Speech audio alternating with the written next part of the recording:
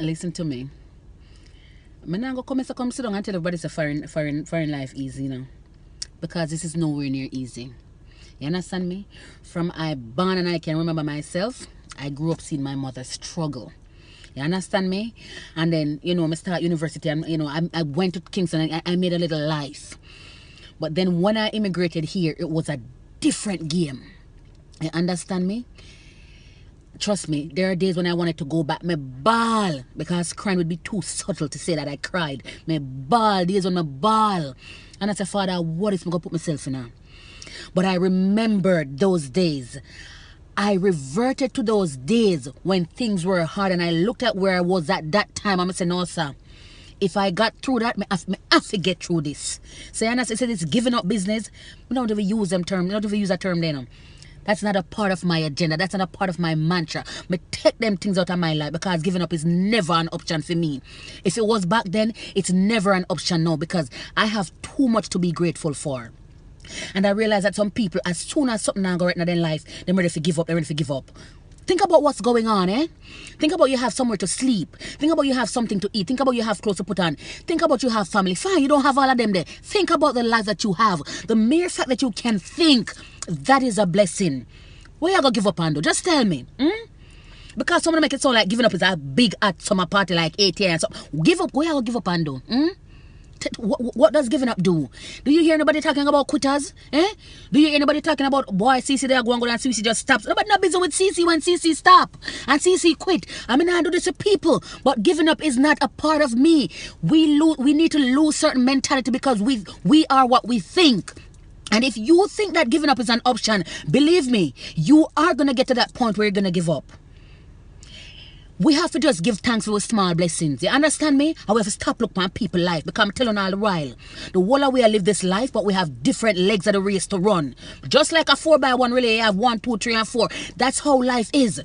You understand me? And if the whole of our life did stay the same, life would be boring. You understand me? Some of us have experienced more struggle than others, because that's how some of us show our gratitude. You understand me?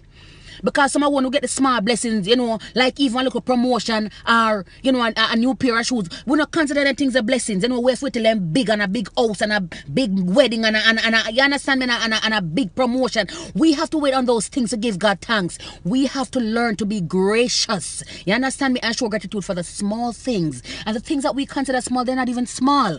Because just 5 senses, just life, just being able to move, those are blessings that we take for granted so daily. Me not go tell them I take them for granted too. Until when me can't walk good, me say no, sir, Father, me never know. That's my foot useful to me.